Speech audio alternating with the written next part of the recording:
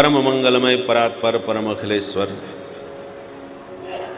प्रभु श्री बालकृष्ण लाल की वांगमय प्रतिस्वरूपा श्रीमद्भागवत महापुराण सप्ताह ज्ञान यज्ञ इस सनातन मंगल महोत्सव के माध्यम से आप श्रवण कर रहे हैं। कल हम सब ने माधव की मधुर बाल लीलाओं का श्रवण किया। गोविंद ने अपनी विविध बाल लीलाओं के माध्यम से असुरों का संहार किया और सुरों का भी मान मर्दन किया। देवराज इंद्र ब्रजवासियों से अपने को पुजवाते हैं और भगवान ब्रजवासियों को अत्यधिक स्नेह प्रेम देते हैं। तो भगवान बोले, मन में सोचे कि हमारे परम प्रिय ब्रजवासियों से इंद्र अपने आप को पुजवाता है,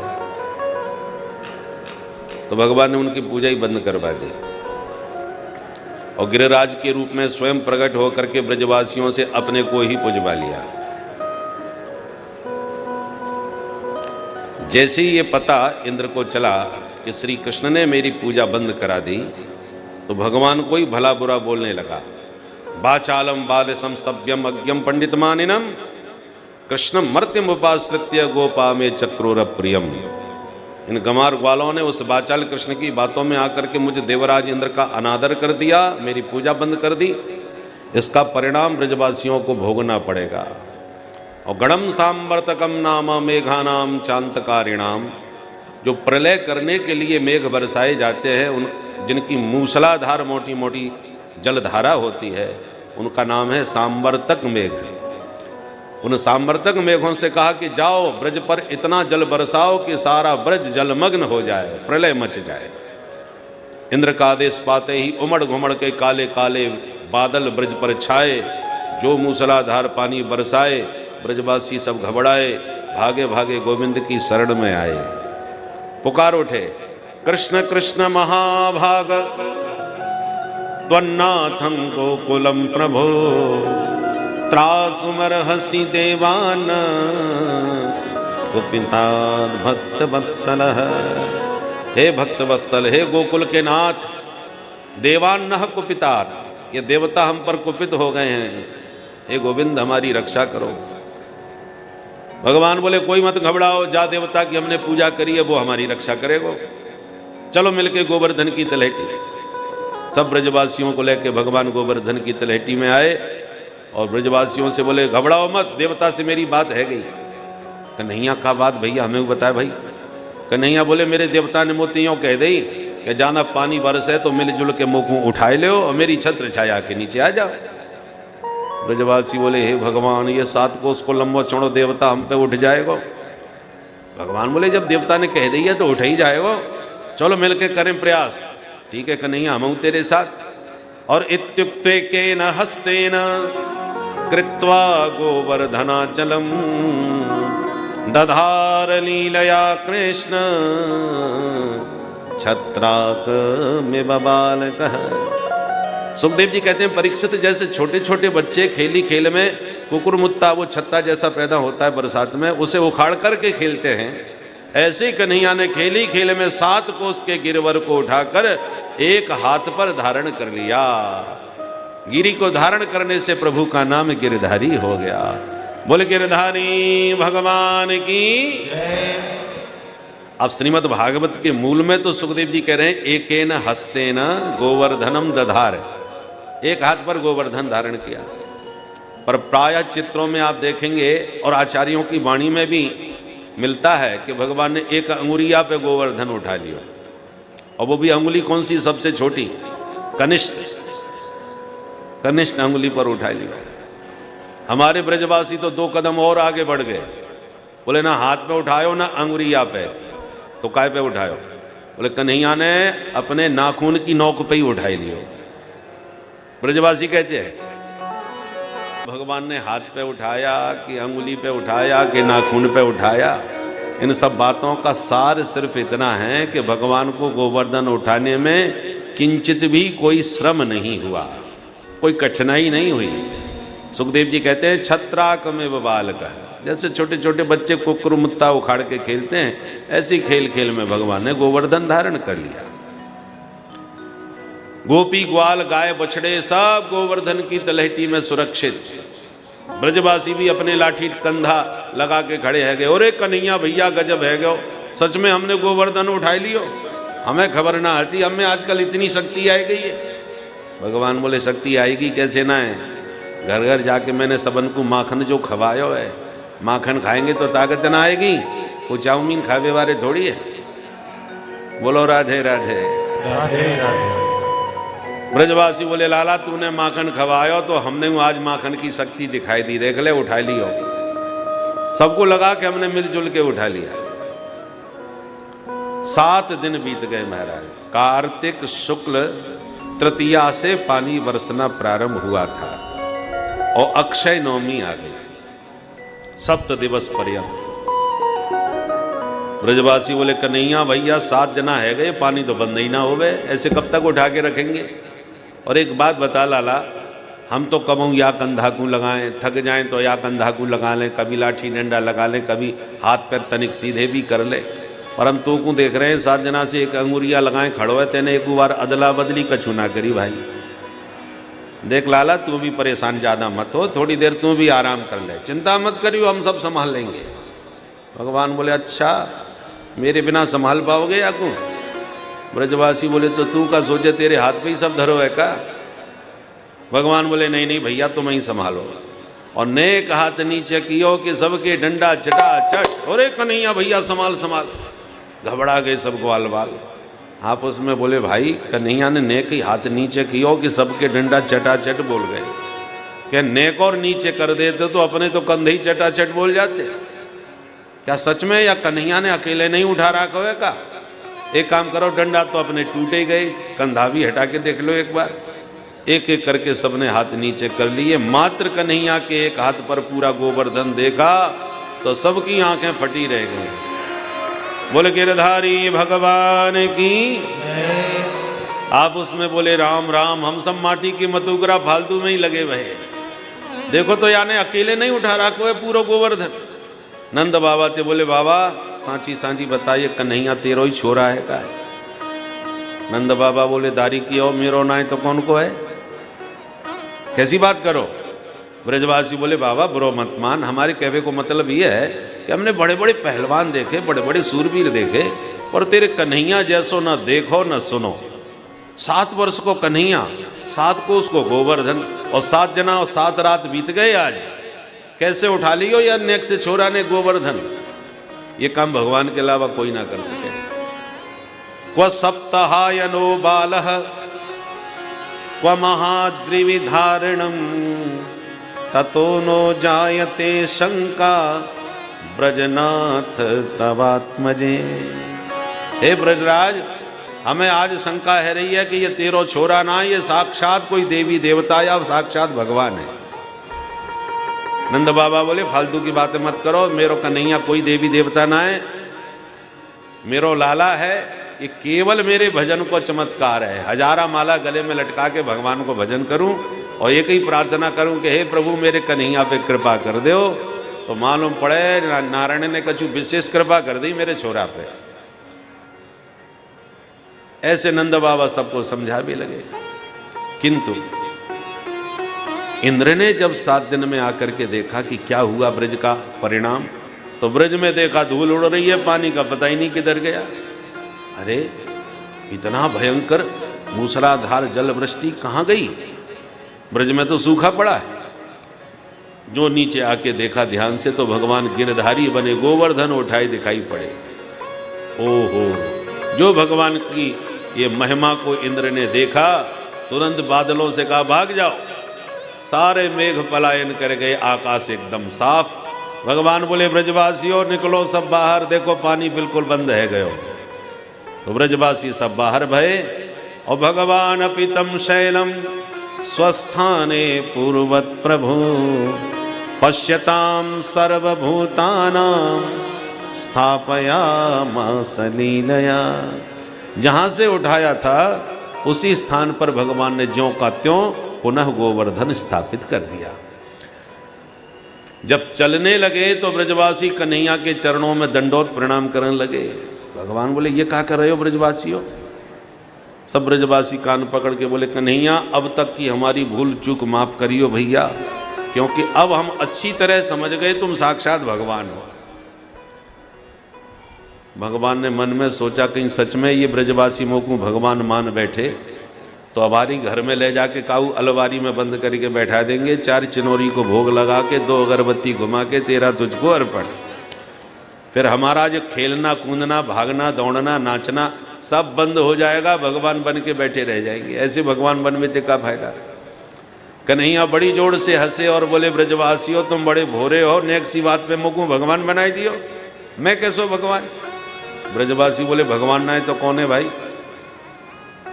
7 कोस को गोवर्धन 7 दिना तक 7 वर्ष की उम्र में तूने उठाई लियो, ये काम भगवान के अलावा कोई कर ही ना सके।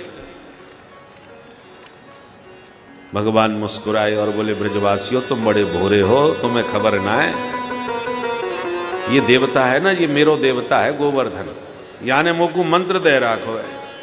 वह मंत्र में ऐसा चमत्कार है कि मैंने कहीं मंत्र पढ़ दियो तो मंत्र पढ़ते जो भी मोकू वास में देखेगो बाकी सबरी शक्ति मोह में ही आ जाए करे। तो मैंने गोवर्धन उठाते ही वो मंत्र पढ़ दियो और तुम टुकुर टुकुर मोकू देखने लगे, तो तुम सबन की शक्ति मुंह में आ गई, मैंने अकेले ने गोवर्धन उठाई दियो। ब्रजवासी बोले ओहो ये बात है, वही हम सोच रहे आजकल हम कमजोर क्यों पड़ रहे हैं भाई। अब बात समझ में आई। चौरे नंद के छोरा कल तक माखन मिश्री चुरायो कर तो अब तू हमारी शक्ति चुरावे लग गयो। भगवान ने सबन को बात जमाई दी कि कछु माखन को बल बढ़्यो और कछु गोपन करी सहाय, श्री राधे जो की कृपा ते मैंने गिरवर लियो उठाए। बोले गिरधारी भगवान की जय। भोले भाले ब्रजवासी मान गए कन्हैया तूने खूब बताई दी भैया, नहीं तो हम तो सच में तू भगवान ही समझ बैठते। सारी भगवत्ता भगवान अपने तुरंत छुपा भी लेते हैं, दिखा भी देते हैं। अक्षय नवमी तक भगवान ने गोवर्धन उठाया और दूसरे दिन 10वीं तिथि में एकांत में आकर अवसर पाकर इंद्र ने भगवान के चरणों में साष्टांग प्रणाम किया और दिव्य काम धेनु गाय के दुग्ध से भगवान का दुग्धाभिषेक किया और 10वीं के दिन 10 श्लोकों से ही भगवान की दिव्य स्तुति गाई। विशुद्ध सत्वम तव धाम शांतम तपोमयं भस्करस्तमस्तं। विशुद्ध सत्वम तव धाम शांतम तपोमयं भस्करस्तमस्तं। मायामयोऽयं गुणसम्प्रवाहो न वेद्यते ते ग्रहणानुबन्धः। मायामयोऽयं गुणसम्प्रवाहो न वेद्यते ते ग्रहणानुबन्धः। पिता गुरुस्त्वं जगतामधीशो अत्यय काल उपात दंडः।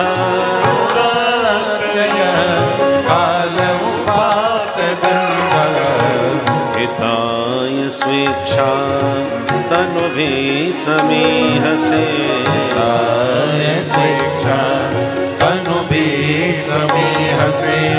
मानं विधुन्वन् जगदीशमानिना।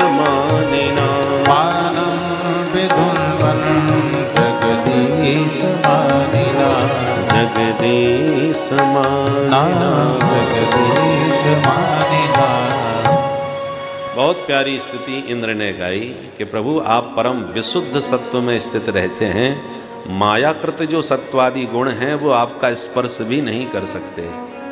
प्रभु आप सारे जगत के मालिक हैं, जगदीश्वर हैं, स्वामी हैं, और हम जैसे छोटे मोटे देवता आपकी कृपा से जब पद और प्रतिष्ठा को प्राप्त कर लेते हैं तो हम अपने आप को ही जगदीश्वर मानने बैठते हैं। तो हम जैसे जगदीश मानियों का मान भंग करने के लिए ही आपने अवतार लिया है सरकार। मानम विधुन्वन जगदीश मानिना। देखो, अपराध किसी से भी हो सकता है, बड़े बड़े लोगों से भूल हो जाती है। भूल होना आश्चर्य नहीं है, बड़ों बड़ों से होती है, पर अपने भूल को, अपनी कमी को, अपने दोष को स्वीकार करके क्षमा मांग लेना।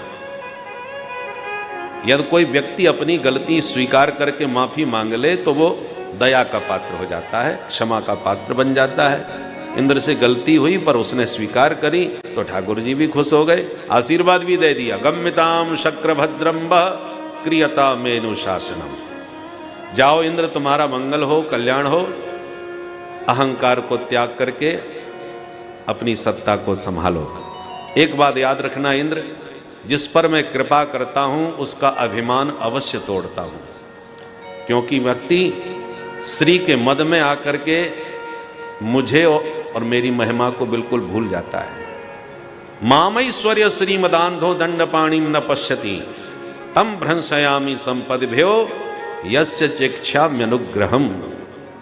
यस्य अहम अनुग्रहम इच्छामि।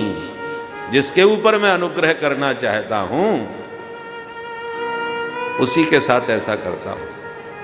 वो स्त्री के मद में या पद के अभिमान में भरा रहता है, मुझे भूल जाता है, तो तम भ्रंशयामि संपद्भ्य, उसकी पद संपत्ति मैं उससे छीन लेता हूं। तो जो गर्मी उसकी होती है वो अपने आप शांत हो जाती है। श्रीमद् भागवत में ये बात 3 स्थान पर भगवान ने कही है। अष्टम स्कंद में भी बलि प्रसंग में भगवान ने ये बात कही, आगे उत्तरार्ध में भी, दसम स्कंद उत्तरार्ध में भी भगवान ने प्रिय पांडवों से ये बात कही। अर्जुन ने पूछा, आपकी कृपा का कैसे पता चले प्रभु कि हम पर कृपा हो रही है? भगवान बोले, हम लक्षण बतलाए देते हैं। अच्छा, क्या लक्षण है आपकी कृपा का? तो भगवान लक्षण बतला रहे। अब जिसको कृपा चाहिए वो सावधान होकर के सुनिए। कृपा का लक्षण क्या है? बोले, यस्याहम अनुगृह्णामि हरिष्ये तद्धनम शनैः। भगवान कहते हैं, यस्य अहम अनुगृह्णामि, जिसके ऊपर मैं अनुग्रह करता हूं तो क्या करता हूं? हरिष्ये तद्धनम, उसके धन का हरण कर लेता हूं, सारी संपत्ति उसकी छीन लेता हूं। वाह प्रभु, ये कृपा है कि प्रकोप? ये कौन सी कृपा है? भगवान बोले, एकदम नहीं छीनता। हरिष्ये तद्धनम शनैः, शनैः शनैः से धीरे धीरे, घाटे पर घाटा, घाटे पर घाटा, इतना होगा कि बेचारा परेशान हो जाएगा। अच्छा, घाटा करने के बाद फिर क्या करते हो? बोले, जब व्यक्ति, अर्जुन ने कहा ये कृपा है कि कोप है? ऐसा क्यों करते हैं आप? भगवान बोले, इसलिए करता हूं क्योंकि सबसे ज्यादा व्यक्ति में गर्मी धन की ही होती है। पैसे का नशा बड़ा जबरदस्त होता है महाराज। तो जब धन का नशा चढ़ता है तभी वो मुझे भूलता है, तो उसका नशा उतारने के लिए मैं उसका धन ही हरण कर लेता हूं। जब पैसा नहीं रहता तो नशा अपने आप उतर जाता है। अच्छा, उसे बर्बाद करके फिर क्या करते हो? बोले, स्वजनो दुख दुखितम। प्रभु सगे संबंधियों की शरण में जाता है, अपने साथी मित्रों को ढूंढता है, भैया मेरी सहायता करो, आजकल बड़ा संकट पड़ रहा है, जहां देखो वहां घाटा है, बड़ा नुकसान है। तो जिसकी शरण में जाता है, जिसको वो अपना सगा समझता है, उसी से उसका अपमान करवाता हूं, उसी से उसकी बेइज्जती करवाता हूं। चारों तरफ से उसे जब प्रताड़ना मिलती है तब उसकी आंखें खुलती है कि अरे, मैं तो अभिमान में भरा था कि मेरा इतना बड़ा परिवार, मेरे इतने संगी साथी इष्ट मित्र हैं, मेरा कोई क्या बिगाड़ लेगा। पर जब संकट पड़ा तो सबने हाथ खड़े कर दिए। स्वजनो दुख दुखितम, सगे संबंधियों से उसका तिरस्कार कराता हूं। जब चारों तरफ से निराशा हाथ लगती है तब वो किसी संत की शरण में जाता है। महाराज, सारी दुनिया देख ली, सबको अजमा लिया, बड़ी स्वार्थी है ये दुनिया, सुख के सब साथी दुख में न कोई, दिखाई पड़ गया, समझ में आ गया, अनुभव हो गया। जब संत की शरण में जाता है वो जीव हताश होकर के, तब संत उसे मेरी शरण में भेज देते हैं कि भैया संसार में केवल प्रभु ही हमारे हैं, बाकी तो सब स्वार्थी है। ये बात जितनी जल्दी समझ में आ जाए उतना अच्छा है। संत के द्वारा जब वो मेरी शरण में आता है तब मैं उसे पूरी तरह अपनाता हूं। ये मेरा स्वभाव है, अपनी कृपा का पूर्ण रूपेण उसे पात्र बना लेता हूं, उसका भ्रम मिट जाता है। जब तक देखो, जैसे चावल से हम भात बनाते हैं, कैसे बनाते हैं? पहले धान होती है, धान पर मूसल का प्रहार पड़ता है, तब छिलका उतरता है, छिलका उतरता है और चावल निकलता है। परंतु प्रहार ऐसे पड़ना चाहिए कि चावल टूटे नहीं और छिलका उतर जाए, क्योंकि चावल का एक नाम है अक्षत। क्षत हो गया तो उसका मूल्य गिर गया, अक्षत होना चाहिए। बिना में खोलाया जाता है, फिर बीच बीच में चेक किया जाता है कि कितना सिद्ध हुआ। थोड़ा भी कठोरता की कणिका नजर आती है तो कहते हैं थोड़ा और खदकने दो, अभी थोड़ा कच्चा है अभी। और जब पूरी तरह भीतर तक मुलायम हो जाता है, कोमल हो जाता है, तब कहते हैं अब भात सिद्ध हो गया। हाँ, पर भात ऐसा होना चाहिए कि चावल एक एक अलग रहे, पूरा हलवा न बन जाए, ऐसा भी नहीं होना चाहिए। ऐसे ही भगवान भक्त बनाते हैं। भक्त का निर्माण भात की तरह होता है। भक्त कैसे बनता है? मैं और मोर तोर ते माया, इस माया के छिलके में जीव पूरी तरह चिपका हुआ है। मैं और मेरा, मैं कौन? मैं ये शरीर, मेरा कौन? ये शरीर के रिश्ते नाते संबंध। और इस मैं और मेरे में संसार में इतना चिपका रहता है जीव कि छोड़ना नहीं चाहता इन सबको। अहम ममेति सदग्राह, इसी को अहमता ममता कहते हैं। और भगवान जब अपना बनाना चाहते हैं तो सबके ममता ताग बटोरी, सबसे उसकी ममता को हटाते हैं। कैसे हटेगा? बोले मूसल का प्रहार पड़ेगा तभी छिलका उतरेगा। तो भगवान भी संसार से उसकी इतनी पिटाई करवाते हैं, जहां जहां उसकी आसक्ति होती है उसी से भगवान अनादर उसका करवाते हैं, तब वो भक्त बनता है। जिसको तुम अपना समझोगे, जिस पर तुम विश्वास करोगे, वही तुम्हारे साथ धोखा देगा, आपको उल्टा सीधा अपमानित करेगा। तब आपको हृदय से वैराग्य होगा, तब संसार का असली स्वरूप तुम्हारी समझ में आएगा और वैराग्य अपने आप होने लगता है। क्योंकि अपनों से जब ठोकर लगती है तब असली वैराग्य होता है। एक बार लोहा और सोना आपस में बात कर रहे थे। सोने ने लोहे से कहा, मित्र जैसे तुम पिटते हो वैसे हम भी पिटते हैं, पर हम तुम्हारी तरह चिल्लाते नहीं हैं। लोहा पिटता है तो कितनी आवाज होती है, सोने की पिटाई का पता ही नहीं चलता। तो सोने ने पूछा कि तुम इतना क्यों चिल्लाते हो, पिटते तो हम भी हैं। लोहे ने कहा, मित्र आपने ठीक कहा कि हम दोनों ही पिटते हैं, पर हम दोनों की पिटाई में अंतर है। क्या? बोले तुम स्वर्ण हो, सोना हो, और लोहे के द्वारा पीटे जाते हो, और मुझे देख, मैं भी लोहा, मुझे पीटने वाला भी लोहा। मित्र तू परायों से पिटता है, हम अपनों से पिट रहे हैं। तूने अभी अपनों की चोट सही नहीं है। जब अपनों की चोट लगती है तो चीख ही निकलती है। इसलिए भगवान कहते हैं कि जब जीव को भक्त बनाता हूं तो उसके जो अपने, जिनको वो अपना समझता है, उन्हीं से पिटवाता हूं, तब उसको वैराग्य होता है और दुनिया मैं और मेरे का छिलका उतर जाता है। कोई मेरा नहीं, केवल गोविंद मेरो है, गोपाल मेरो है, बाकी तो सब पराये है। सबसे मन हट जाता है, तब असली वैराग्य होता है। पर वैराग्य बनने से ही काम नहीं चलेगा। वैरागी बनने के बाद भक्त कैसे बनेगा? पहले हांडी पर चढ़ना पड़ेगा, आग में खौलना पड़ेगा, तब भीतर से सिद्ध होगा। मतलब किसी सदगुरु की शरण में जाओगे, सदगुरु मंत्र दीक्षा देके भगवान का दास बनाएंगे, और जब भगवान के दास बन करके भगवत भजन करोगे तो भगवत प्रेम हृदय में जागृत होगा, मिलने की उत्कट उत्कंठा उत्पन्न होगी और भगवान की विरहाग्नि में वह व्याकुल होने लगता है।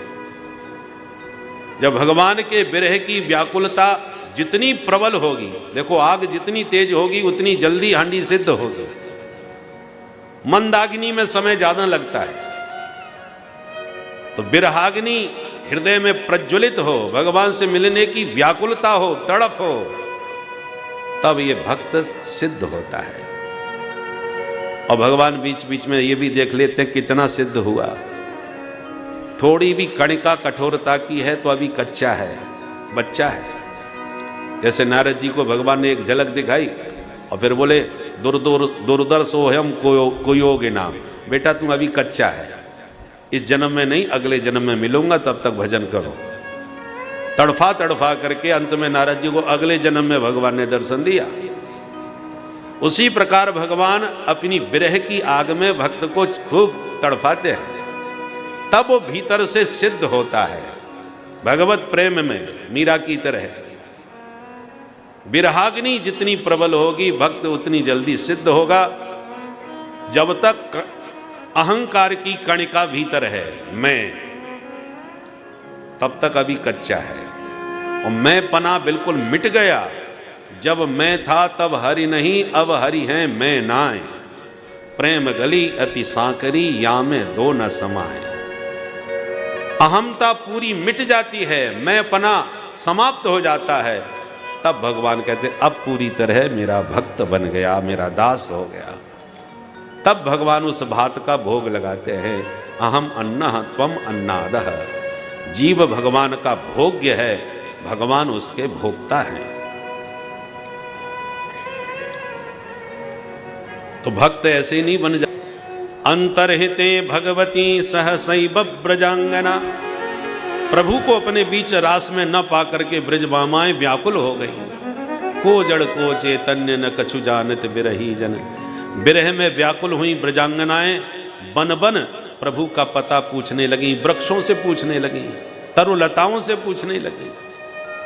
क्योंकि प्रेमोन्माद में प्रेमी को पता नहीं चलता मैं किससे बात कर रहा हूं। जैसे राम जी प्रिया के विरह में वृक्षों से सबसे पता पूछ रहे, हे खग मृग हे मधुकर श्रेणी, तुम देखी सीता मृग नैनी। अब खग मृग क्या बताएंगे, परंतु प्रिय के विरह में बोध नहीं रह जाता हम किससे बात कर रहे हैं। ब्रज गोपियां भी वृक्ष लताओं से पूछती हुई गोविंद को खोज रही थी, और गोविंद एकांत कुंज में किशोरी जी के चरण दबा रहे थे, उनको मना रहे थे, समझा रहे थे। परंतु रसिकों की दिव्य दृष्टि से भगवान अपने आप को छुपा नहीं पाए। रसिक प्रेमियों ने भगवान की इस झांकी को देख लिया और सब जगह ढिंढोरा पीट दिया कि देखो दुरोह कुंज कुटीर में बैठो पलोटत राधिका पायन। हमने राधा रानी के पांव पलोटते हुए प्रियतम प्रभु को देख लिया, देख लिया।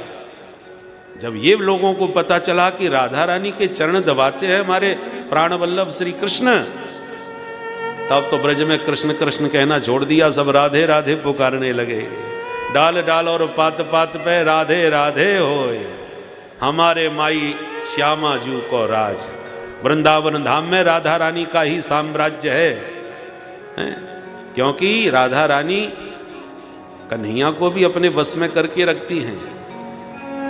राधे तू बड़ भागिनी, कौन तपस्या कीन, तीन लोक तारन तरन, सो तेरे आधीन।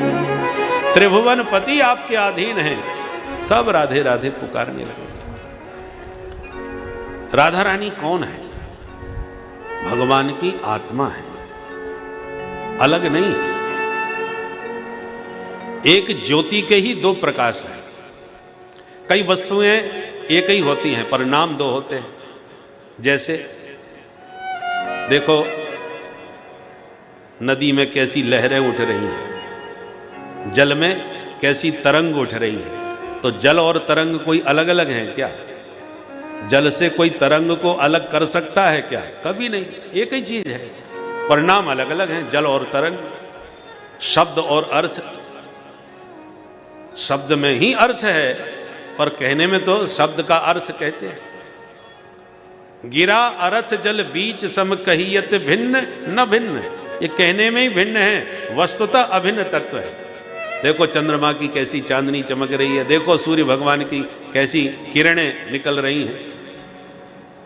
ये कहने में ही सब दो है, पर वस्तुतः एक है, एक ही तत्व है। भगवान की आह्लादनी शक्ति वृषभानुनंदनी राधा रानी है। राधा माने सबकी आधारभूता शक्ति। हमारी आधार शक्ति क्या है? धरा, धरती माता। हम सब धरती पर ही आधारित है, तो धरा हमारा आधार है, आधार शक्ति इसको कहते हैं। तो धरती का भी कोई आधार है, धरती जल में आधारित है, तो हमारा आधार धरा, धरा का आधार जल, जल का आधार अग्नि, अग्नि का आधार वायु, वायु का आधार आकाश, आकाश का आधार तमोगुण, तमोगुण का आधार महत्तत्व। ढूंढते जाओ आधारों का आधार, जितनी जिसकी क्षमता हो।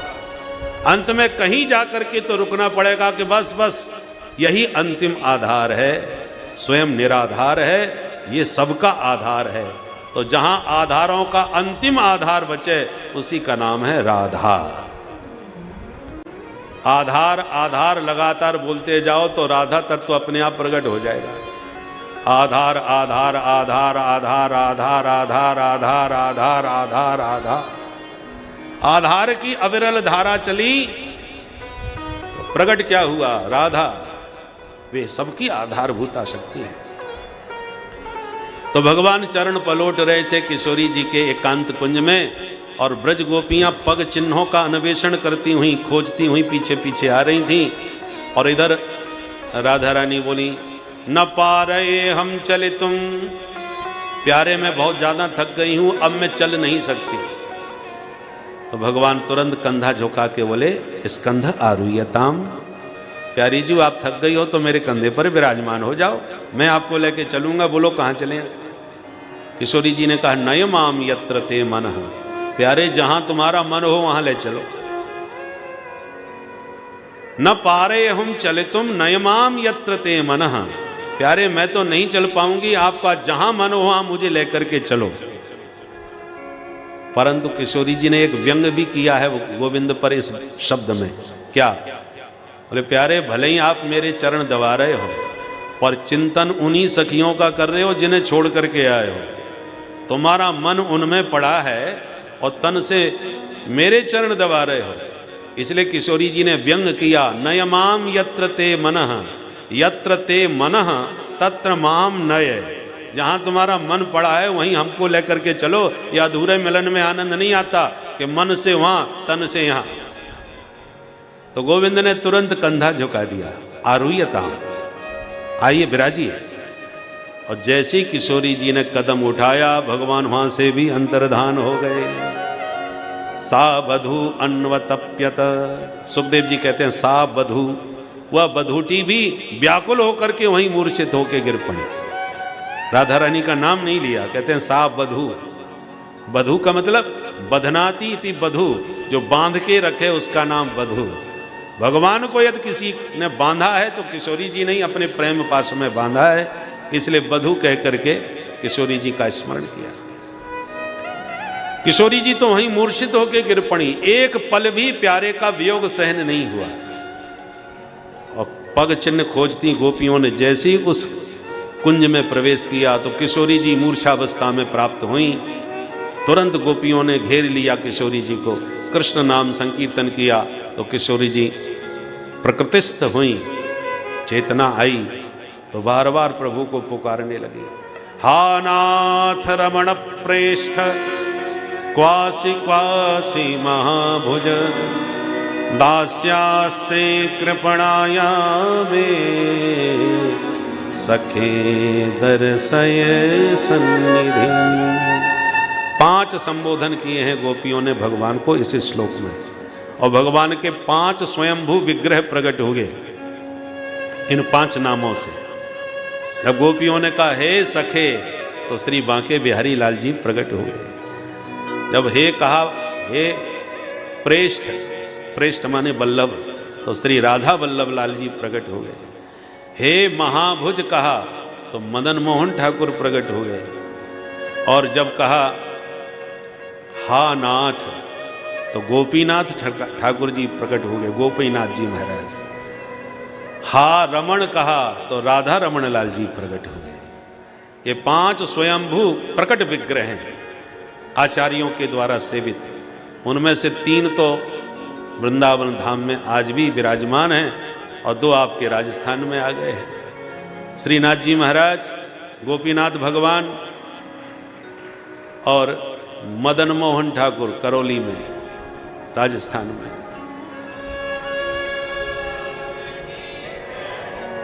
तो ये 2 तो राजस्थान में आप लोगों ने बुला लिए, बाकी 3 अभी भी वृंदावन में हैं, श्री बांके बिहारी लाल, श्री राधा रमण लाल और श्री राधा वल्लभ लाल। परंतु किशोरी जी के सन्मुख अभी गोविंद प्रकट नहीं हुए। पुकार रही हैं किशोरी जी विविध नामों से। अंत में सब सखियों से किशोरी जी ने कहा, सखियों पीछा करके उन्हें कोई नहीं पकड़ पाएगा, उन्हें पाना है तो प्रार्थना करो। कहाँ? बोले चलो यमुना के तट पर, जो वस्तु जहाँ खोई हो वहीं खोजना चाहिए। तो यमुना तट पर रास रचाते हुए अदृश्य हो गए थे तो वहीं खोजेंगे। तो पुनः पुलिन मागत्य, यमुना के पुलिन पर आकर के सभी सखियों के साथ मिलकर किशोरी जी ने गीत गाया। इस गीत का नाम है गोपी गीत। भागवत का सबसे प्यारा सुंदर मधुर यह गीत है, कनक मंजरी छंद में है। आइए कुछ पंक्तियां बड़े ध्यान से श्रवण करें गोपी गीत की। जो भी कृष्ण दरस की लालसा रखता हो उसे गोपी गीत का प्रतिदिन पाठ करना चाहिए रात्रि में सोने से पहले, तो भगवान किसी न किसी रूप में कृपा करके उसे दर्शन देने अवश्यमेव पधारते हैं। इसलिए इस गोपी गीत का सभी को पाठ करना चाहिए। इस गीत में 18 श्लोकों के द्वारा कनक मंजरी छंद में गोपियों ने गोविंद को पुकारा है। गोपियां कहती हैं, हे प्यारे तब जन्मना ब्रजः वैकुंठादधिकम जयति। जब से ब्रज में आपने जन्म लिया है गोविंद, तब से ब्रज की महिमा वैकुंठ से भी बढ़ चढ़ के हो गई। वैकुंठ की देवी इंदिरा लक्ष्मी अत्र वृंदावने सस्वत श्रयते। जब से आप वृंदावन में पधारे हो प्रभु, तब से लक्ष्मी भी वैकुंठ छोड़ करके वृंदावन में आवसी है। हे दयालु, अब तो दर्शन दो। बहुत तड़फाया, छुप छुप करके हमारी विरह की पीड़ा को आपने देखा, अब तो दर्शन दो। दीक्षुतावकाह, एक बार आकर के देखो, हम सब तुम्हारी हैं और तुम्हारे लिए ही कैसे छटपटा रही हैं, व्याकुल हैं। एक बार आकर के दर्शन तो करो, हमें देखो तो सही। यदि हमें ऐसी तड़फा के मारना चाहते हो तो सुरासुरों से हमारे प्राणों की रक्षा ही क्यों की? असुरों को मार के बचाया। सुरों ने भी मारने में कोई कसर नहीं छोड़ी थी, पर गिरधारी बन के सुराधिप इंद्र के प्रकोप से हमें बचाया, दावाग्नि की ज्वालाओं से हमें बचाया। क्या इसी दिन के लिए बचाया था? अरे प्यारे, एक तरफ जीवन दान देते हो, दूसरी तरफ तड़फा तड़फा के हमारा जीवन लेना चाहते हो। विष वृक्षोपि संवर्ध्य स्वयं न क्षेत्रमर्हति। अपने हाथ से कोई विषैला वृक्ष भी लगा देता है माली तो उसे काटेगा नहीं, क्योंकि मैंने लगाया, मैंने इसको पाल पोस के बड़ा किया। अरे अन्न की छोड़ो, पानी में सब डूब जाता है और पानी लकड़ी को नहीं डुबाता। क्यों नहीं डुबाता? क्योंकि जिस पौधे को सींच सींच के मैंने विशाल वृक्ष बनाया, उसी वृक्ष की ये शाखा है। तो जिसको सींच के मैंने बड़ा किया उसे मैं ही अपने जल में डुबा दूं, तो मुझसे बड़ा कृतघ्न कौन होगा? इसलिए पानी में सब डूब जाए पर लकड़ी नहीं डूबती, क्योंकि मैंने ही पाल पोस के इसको बड़ा किया था, तो मैं इसको कैसे डुबा सकता हूं? एक सामान्य जड़ जाति का जड़ होता, पानी तो जड़ है, पर फिर भी वो इतना विचार करता है। और एक प्यारे तुम हो, जो हमें बचाते भी हो और अपने विरह में मारना भी चाहते हो। तुम्हारी इस निष्ठुरता को देख के तो हमें लगता है कि तुम यशोदा के बेटा तो कदापि नहीं हो सकते। जसोदा का बेटा और इतना निष्ठुर निर्दयी कभी नहीं हो सकता।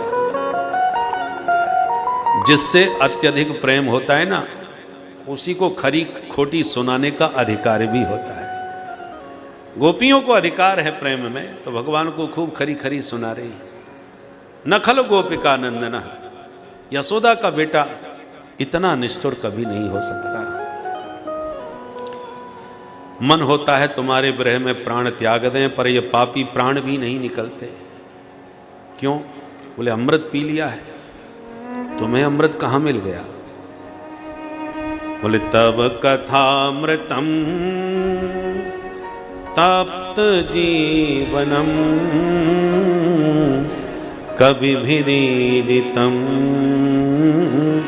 कल्मषापहम श्रवणमंगलम श्रीमदाततम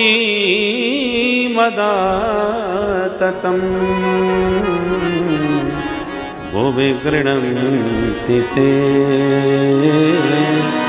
भूरिदा जना। तब कथामृतम, हमने आपके कथामृत का पान किया है, जो स्वर्ग के सुधामृत से भी श्रेष्ठ है।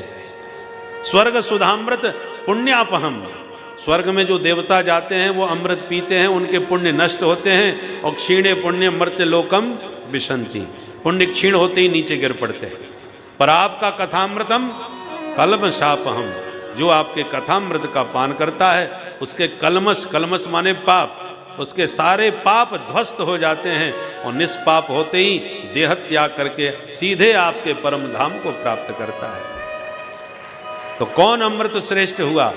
जो ऊपर से नीचे गिराता है, पुण्यों को नष्ट करता है, वो श्रेष्ठ है कि जो पापों को नष्ट करके प्रभु के परम पद को पहुंचाता है, वो आपका कथामृत है। स्वर्ग सुधामृत स्वल्प है। समुद्र मंथन से एक कलश अमृत कलश का निकला था, 10-50 नहीं निकले थे। अब वो अमृत का कलश अभी तक चल रहा है। पीते नहीं है देवता, केवल सूंघते हैं और सूंघ करके ही मन खुश कर लेते हैं, क्योंकि एक एक बूंद पी रहे होते तो अब तक तो घड़ा खाली पड़ा होता। पर पीते नहीं, सूंघते हैं कहीं खत्म ना हो जाए, समाप्त ना हो जाए। पर आपके कथामृत में कंजूसी का कोई काम नहीं, क्योंकि हरि अनंत, हरि कथा अनंता अनंत है। चरितम रघुनाथस्य सदकोटि प्रविस्तरम, कितना पियोगे कोई था नहीं। इसलिए वक्ता उदार मना होकर के इस अमृत को पिलाते हैं, कंजूसी का काम नहीं। तब कथामृतम तप्त जीवनम, तप्तानाम जीवनम, संसार के संताप में संतप्त जो दैहिक दैविक भौतिक तापों में तपे हुए प्राणी हैं, उन प्राणियों के लिए नव जीवन शक्ति देने वाला है आपका कथामृत। तप्त जीवनम, आपको कितना भी टेंशन हो, टेंशन समझते हैं, अंग्रेजी का शब्द है। एक महात्मा बड़ा सुंदर अर्थ कर रहे थे। 10 माने 10 और सन माने सूर्य। एक सूर्य तपते हैं तो खोपड़ी गर्म कर देते हैं, और जिसके भीतर हो टेंशन, 10 सूरज जिसके भीतर तपेंगे, बोलिए उस बेचारे का क्या हाल होगा। और गर्मी कितनी खतरनाक होती है, ये राजस्थान वालों को समझाने की क्या जरूरत है। सबसे ज्यादा खतरनाक बताते हैं कि जोधपुर सूर्य नगरी कहा जाता है, बहुत भयंकर तपता है, 50-50 तक डिग्री जाता है। तो जब एक सूरज में इतनी तपन होती है तो टेंशन में कितनी तपन होगी सोचिए। बहुत से लोग फूक जाते हैं, टेंशन में ही चले जाते हैं। परंतु गोपियां दवा बता रही हैं, कितना भी टेंशन हो, एक बार प्यारे आपके चरित्रों को चित्त लगा के कोई बैठ के सुनने लग जाए, सारे टेंशन खत्म हो जाते हैं। तप्ता नाम जीवनम, एकदम उसको मस्ती आ जाती है, आनंद आ जाता है, सारा टेंशन खत्म हो जाता है। कितनी भी भयंकर गर्मी पड़ रही हो, पर गंगा जी में गोता लगा लो तो तरावट आ जाती है। और जब तक गोता लगाते रहोगे तरावट रहेगी, बाहर निकलते फिर गर्मी चालू हो जाती है। उसी प्रकार जितनी देर तक कथा सुनो मन मस्त रहता है भगवान के चरित्रों में। कल पूज्य मलुक पीठाधीश्वर महाराज बता रहे थे ना, भगवान में और भगवान की कथा में कोई भेद नहीं। भगवान का दर्शन भी जीव को समस्त तापों से मुक्त करता है और भगवान की कथा भी जीव के समस्त संतापों का हरण करती है। परंतु गंगा जी से बाहर निकलती गर्मी फिर लगने लगती है। ऐसी जहां कथा संपन्न भाई सोई टेंशन चालू, आज वहां जाना था भाई, हमको इतना रुपया उससे लेना था, उसको इतना जमा करना था, दुनिया भर का टेंशन चालू हो जाता है। इसलिए भगवान का कथामृत समस्त संतापों का शमन करने वाला है। श्रवण मंगलम, सुनते ही जीव का, श्रोता का तुरंत मंगल कर देता है। इसलिए दुनिया में दानी बहुत है, कोई अन्न दान, कोई वस्त्र दान, कोई गौ दान, कोई भूमि दान करता है, पर सबसे बड़ा महादानी कौन है? जो भगवान की कथा सुना करके श्रोताओं के हृदय में हरि को ही विराजमान कर देता है।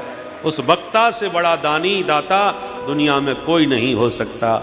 गोपियां कहती हैं भोवे गृणंति ते भूरिदा जना, ये जना भोवे गृणंती, गृणंती माने वर्णयंती, जो आपके चरित्रों का वर्णन करके श्रोताओं के हृदय में प्रभु को विराजमान कर देते हैं, प्रभु का प्रेम भर देते हैं। भूरिदा जना, उन वक्ताओं से बड़ा महादानी कोई नहीं हो सकता। इस प्रकार से गोपियों ने बहुत ही प्यारा ये मधुर गीत गाया और गाते गाते रुरुदु सुस्वरम राजन कृष्ण दर्शन लालसा, हरि दरस की लालसा में गोपियां विलाप करने लगी, व्याकुल हो करके बिलखने लगी। और बिलखती हुई गोपियों को देखकर भगवान द्रवित हो गए, अपने आप को रोक नहीं सके। तासाम आविर्भूत छोरी स्मयमान मुखाम्बुज पीतांबरधर सृगवी साक्षात मनमत मन्मथ। सुखदेव जी कहते हैं परीक्षित, तासाम गोपीनाम मध्य सौरी ही श्री कृष्ण आविर्भूत। तुरंत ब्रज गोपियों के बीचों बीच माधव मंद मंद मुस्कुराते हुए तत्काल प्रकट हो गए। बुलबंसी वारे की जय। जो गोविंद को देखा अपने बीच, ऐसा लगा गोपियों को तनवह प्राण में वागतम, जैसे मृत शरीर में पुनः प्राणों का संचार हो गया हो। दौड़ करके गोविंद को चारों तरफ से घेर लिया, किसी ने चरण पकड़ लिए, किसी ने भुजा पकड़ ली, किसी ने पीतांबर पकड़ लिया। और किसी गोपी को तो अपनी आंख पर विश्वास ही नहीं हो रहा कि सच में प्यारे आ गए। वो खड़ी खड़ी देख रही है, मन में सोच रही है मेरी कल्पना है, अभी कन्हैया नहीं आए, वो मैं कल्पना ऐसा कर रही हूँ। तो उसको लगा कि कल्पना ही सही, यदि ये छवि ऐसी दिखती रहे तो कम से कम विरह का ताप तो शांत हो जाएगा। तो निर्निमेष नयनों से निरंतर निहारते निहारते हरि की उस छवि को हृदय में उतार लिया और पलकों के किवाड़ बंद कर लिए कि अब देखती हूँ आप कैसे निकल के भागोगे, मैं सदा के लिए तुम्हें अपने हृदय में कैद कर ली। जैसे किशोरी जी ने पुष्प वाटिका में राम जी महाराज को नयन मार्ग से अपने हृदय में उतार लिया था। लोचन मग राम ही उर आनी, दीन्हे पलक कपाट सयानी। ऐसे आज गोपियों ने भी गोविंद को निहार करके अपने हृदय में कैद कर लिया। अंत में चारों तरफ से घेर कर गोपियों ने कुछ प्रश्न किए। प्यारे आप बुरा मत माने, एक बात पूछें आपसे। भगवान बोले पूछो। गोपियां बोली हमने संसार में 3 तरह के लोग देखे। पहले वो हैं जो प्रेम के बदले में प्रेम करते हैं, जितना प्रेम तुम हमसे करोगे उतना ही हम तुमसे करेंगे। दूसरे ऐसे होते हैं कि हम तो तुमसे प्रेम करेंगे, तुम करो या मत करो। और तीसरे वो हैं जो किसी से प्रेम करते ही नहीं, तुम करो या मत करो, उन्हें किसी से कोई लेना देना नहीं, वो किसी से प्रेम नहीं करते। भगवान बोले सुनो देवियों, जो प्रेम के बदले में प्रेम करे, मेरी दृष्टि से वो प्रेम है ही नहीं। तो क्या है वो? बोले उसको व्यवहार कहते हैं। जितना तुमने हमें दिया उतना हमने तुमको दिया। तो देने वाला यदि लेने का हिसाब रखता है उसको व्यवहार कहा जाता है, प्रेम नहीं। तुम हमारे उत्सव में आए तो हम तुम्हारे उत्सव में गए, तुमने हमारे उत्सव में इतनी कुछ भेंट दक्षिणा चढ़ाई तो हमने भी तुम्हारे यहाँ जाके कुछ चढ़ावा किया। तो देने वाला यदि लेने का हिसाब रखे तो वो व्यवहार कहलाता है। संसार में यही चलता है। पर हम तो प्रेम करेंगे, तुम भले ही मत करो, ऐसे प्रेमी तो मैया बाप भी होते हैं। माता पिता ही हैं जो बच्चों से अत्यधिक प्रेम करते हैं, अपने जीवन भर की खून पसीना की कमाई उनकी पढ़ाई लिखाई में पूरा लगा देते हैं और बहुत बड़ा कोई अधिकारी बनाने में पूरी जोर लगा देते हैं। अब जरूरी नहीं कि बेटा पढ़ लिख करके यदि विदेश चला गया तो पता चला वो विदेश में ही रम जाते हैं। मैया बाप कब मर गए कब घर में सड़ गए उन्हें पता ही नहीं चलता। बोलो राधे राधे। राधे राधे। ऐसे कई प्रसंग आज भारत में देखने सुनने को मिल रहे हैं कि जिन माता पिता ने अपना संपूर्ण जीवन आपके लिए लगा दिया, आज आपको उनसे टेलीफोन पे बात करने की भी फुर्सत नहीं है। एक बार एक देश में हम थे बाहर, तो जिन माता जी के घर में रुके थे उनके बेटे का प्रतिदिन फोन आता था सवेरे 7 बजे, माता जी प्रणाम, तो वो आशीर्वाद देती। तो हम बड़े खुश हुए। एक दिन माता जी से हमने पूछा कि माता जी आपका बेटा बड़ा आज्ञाकारी है भाई, मैं प्रतिदिन देख रहा हूँ। 1 महीने हम रुके थे, हॉलैंड की बात है। तो बोले प्रतिदिन वो आपको प्रणाम करता है? बोले महाराज ऐसी बात नहीं है, आप जैसा समझ रहे हैं वो नहीं है। हमने कहा तो क्या है बताओ? बोले बात ऐसी है महाराज जी, मेरी एक बहुत पक्की सहेली थी, सामने वाले फ्लैट में रहती थी। एक दिन वो मर गई, तो 1 महीने के बाद जब उसका शरीर सड़ गया, दुर्गंध मारने लगा, तब पुलिस को खबर की, दरवाज़ा तोड़ा गया, तब उसको निकाला गया। उसकी दशा देखकर मैं कांप गई, घबरा गई। मैंने उसी वक्त अपने बेटे को बुला के उसको दिखाया और कहा बेटा तू प्रतिदिन मेरे को राम राम कर लिया कर, ताकि पता रहे कि मैं जिंदा हूँ। और जिस दिन मैं जवाब ना दूँ तो समझ लेना मैं चली गई, तो कम से कम मेरी शरीर की ये दुर्दशा तो नहीं होगी, किवाड़ तो नहीं तोड़ने पड़ेंगे। इसलिए बस इतना अच्छी बात है कि उसने मेरा सुझाव मान लिया, तो वो राम राम कर लेता है, तो उसे भी पता चल जाता है कि मैं ठीक ठाक हूँ और मैं भी निश्चिंत हो गई। ये स्थितियां हैं। इसलिए माता पिता तो पुत्र को अपना सब कुछ मान करके सब कुछ उसको सौंप देते हैं, पर आवश्यक नहीं कि बेटा भी माता पिता को उतना आदर और महत्व देगा। बेटा दे या न दे, पर माता पिता बहुत कुछ देते हैं। परंतु जो प्रेम ही किसी से नहीं करते, ऐसे लोग 4 तरह के होते हैं: आत्माराम, आप्तकाम, अकृतज्ञ और गुरुद्रोही। इनमें 2 उत्तम और 2 अधम। उत्तम कौन है? आत्माराम, आत्मस्वरूप में ही जो निरंतर रमण कर रहे हैं। उन संतों को अपने शरीर का ही पता नहीं है, तो वो अपने शरीर से ही प्रेम नहीं कर रहे, तो हमसे तुमसे क्या प्रेम करेंगे? इसलिए वो आत्माराम संत किसी से प्रेम नहीं करते। दूसरे होते हैं आप्तकाम। आप्तकाम माने पूर्ण काम, जिनकी संसार में कोई वासना नहीं रहेगी, कोई इच्छा शेष नहीं रहेगी। किए हुए उपकारों को न मानने वाला व्यक्ति कृतज्ञ होता है कि आप किसी के ऊपर हर बात में उसकी सहायता करते हो, हर बार उसका सहयोग करते हो, और एक बार किसी कारणवश नहीं कर पाए सो मुंह फुला के बैठ गया, राम राम करना बंद, अब तक जितना किया सब पर पानी फेर दिया। ऐसा व्यक्ति कृतज्ञ होता है। जिसने आपके प्रति कुछ किया है उसके प्रति जीवन भर कृतज्ञ बन के रहना चाहिए, उसके उपकार को हमेशा स्मरण करना चाहिए। जिस समाज ने तुम्हें आशीर्वाद दे करके सशक्त बना करके ऊंचे पदों पर पहुंचाया, तुम उसी समाज को विघटित करने के लिए, खंडित करने के लिए, आप उसमें लड़ाने के लिए यदि कानून बनाओगे तो बताइए कृतज्ञता का पाप नहीं तो और क्या है? बोल बंसी वारे की जय। हिंदुत्व की बात करने वाले, एकता की बात करने वाले हिंदुओं को ही यदि विघटित करने का कार्य करेंगे तो सनातनी किधर जाएं, किसको पुकारें बताइए? तो ऐसा व्यक्ति कृतज्ञ होता है कि जिसने उपकार किया हो उसी पर प्रहार करे। चौथे नंबर का होता है गुरुद्रोही। गुरुद्रोही किसे कहते हैं? आप जिसके दीवाने हैं, प्रेमी हैं, और वो आपके ही प्रेम का फायदा उठा करके आपका दोहन करे, आपको ही धोखा दे, वो गुरुद्रोही है। गोपियां आपस में बोली, बहन इसमें ये बताओ ये कौन से नंबर के हैं? एक सखी पीछे से खड़ी होके बोली, हमें तो चौथे नंबर के दिख रहे हैं। भगवान ने सुन लिया। क्या कहा देवियों, मैं तुम्हें गुरुद्रोही दिखाई पड़ रहा हूं? गोपियां बोली, तो गुरुद्रोही नहीं तो और कौन हो? आपने ही बंसी बजा करके हमें घर घर से बुलवा लिया, और जब हम सब छोड़ छाड़ करके जंगल में आपसे पागलों की तरह मिलने आ गई तो आप हमको छोड़ करके भाग लिए, छुप लिए, और हमको रोता बिलखता देख देख करके आनंद ले रहे हो। ये आपकी गुरुद्रोहिता नहीं तो और क्या है? भगवान हाथ जोड़ के बोले, देवियों ऐसे मत बोलो भाई। अरे तुम मेरे विरह में रो रही थी तो तुमसे ज्यादा तुम्हारे विरह में मैं भी रो रहा था। तुम एक रोती थी तो चार समझाने लग जाती थी, मैं तो बिल्कुल अकेला था।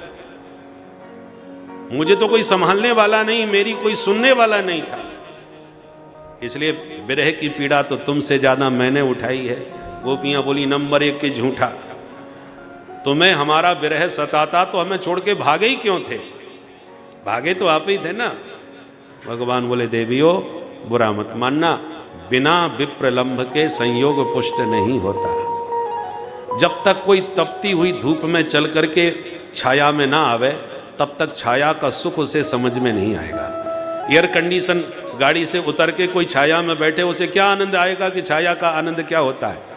तपती धूप में चलने के बाद जब छाया में बैठोगे तब शीतलता का आनंद अनुभव होगा।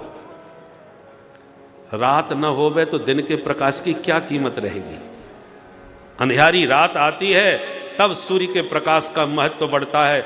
जहां सवेरा हुआ कि अरे सूर्य भगवान आ गए, सवेरा हो गया, सवेरा हो गया, लोग नित्य कर्म में लग जाते हैं। उसी प्रकार जब तक प्रियतम का वियोग न सतावे तब तक प्रिय के मिलन का भी कोई महत्व नहीं होता। जिससे मिलने की उत्कंठा ना हो तब तक उससे मिलने का भी क्या महत्व? प्राय माताओं को एक शिकायत रहती थी अपने अपने पतियों से, ये बहुत बिजी रहते हैं, हमारे लिए तो इनके पास समय ही नहीं है। ये शिकायत सबको रहती थी। और जब कोरोना काल आया तो सबरे अपने अपने घर में आ गए। बाहर जाएं तो पुलिस वाले डंडा लिए स्वागत के लिए खड़े थे। कोई बाहर निकल ही नहीं पाया, महीनों तक घर में रहे। तो जो कहती थी इनके पास समय ही नहीं है हमारे लिए, उनको इतना समय मिला कि वो स्वयं कहने लगी, अब ऐसे ही पड़े रहोगे कि काम धंधा भी कुछ देखोगे? ऐसे कब तक पड़े पड़े खाओगे? सब मन भर गया। मतलब क्या हुआ? जब तक वियोग न आवे तब तक संयोग का कोई महत्व नहीं। सुबह से जब पतिदेव जाएं और शाम को हारे थके आवें तो पत्नी को भी महत्व समझ में उनका आता है और पति को भी पत्नी का महत्व समझ में आता है। ये वियोग ही उनके संयोग के सुख को उद्दीप्त करता है। कोई कितना भी सुंदर हो, कितना भी श्रेष्ठ हो, पर काम धंधा छोड़ के घर में पड़ा रहे तो कोई भी पत्नी उसका आदर नहीं करेगी। बोलो राधे राधे। राधे राधे। बुरा न मानो, होली है, सच्ची बात है। इसलिए वियोग बहुत जरूरी होता है। भगवान कहते हैं, देवियों सबसे कठिन है परिवार की बेड़ियों से निकल के भागना। बड़े बड़े महापुरुषों के लिए कठिन होता है कि सर अपने जिससे शरीर का संबंध है, नाते रिश्तेदार, उन सबसे मोह ममता को त्याग कर सर्वथा विरक्त हो जाना बड़े बड़े संतों के लिए कठिन पड़ता है। और तुम स्त्री जाति की होकर के भी तुमने दुर्जर गेह श्रृंखला, उस परिवार की आसक्ति की बेड़ियों को तिनके की तरह त्याग करके तुम मेरे पास चली आई। अरे जुगाड़ बैठ जाए तो तिहाड़ जेल से भी लोग रफा दफा हो सकते हैं। लोहे की जंजीरों से निकलना फिर भी सरल है, कठिन है तो परिवार की बेड़ियों की आसक्ति की जंजीरों को तोड़ना।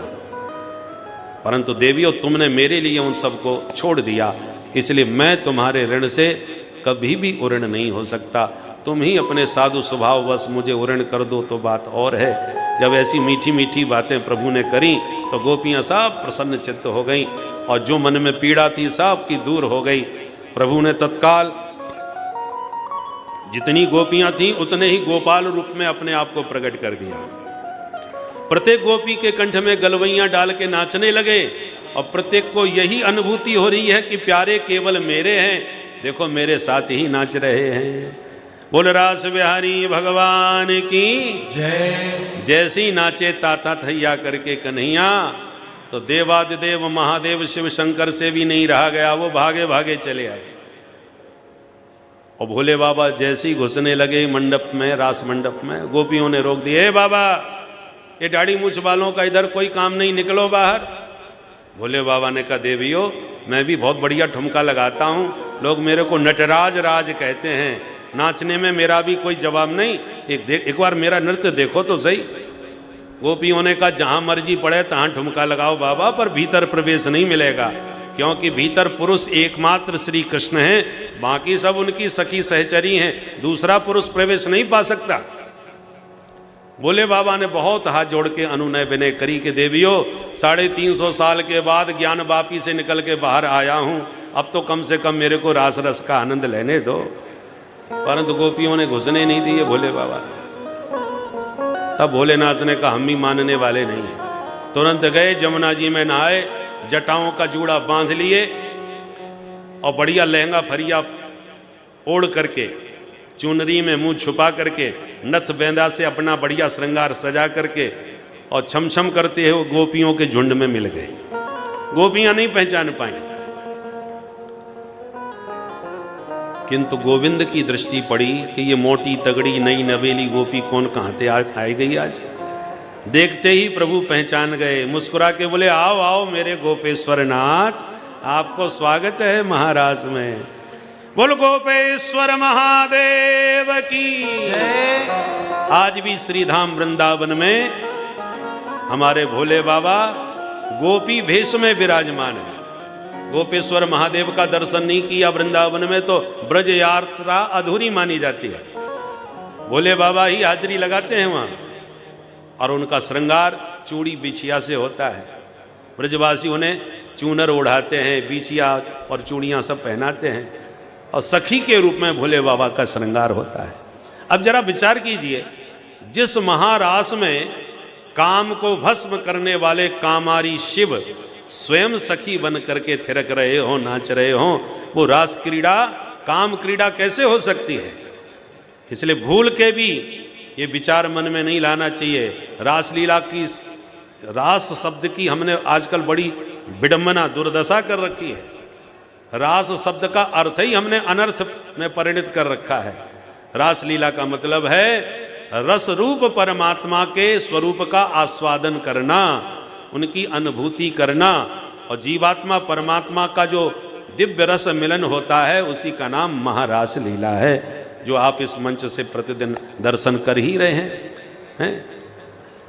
तो आइए हम भी महादेव की तरह अपने मन को कुछ पल के लिए वृंदावन में रास मंडप में लेकर के चले, सब मिल करके भाव से मेरे साथ गाएं, अरे महारास लीला का ये अंतिम श्लोक, जिसमें सुखदेव जी इसकी फलश्रुति बतला रहे हैं। रास लीला जो भगवान ने ब्रज गोपियों के साथ विहार किया है, इस दिव्य पावन प्रसंग को जो आनंद पूर्वक कहता है और प्रेम पूर्वक जो इसे सुनता है, उसे जीवन में 2 लाभ प्राप्त होंगे।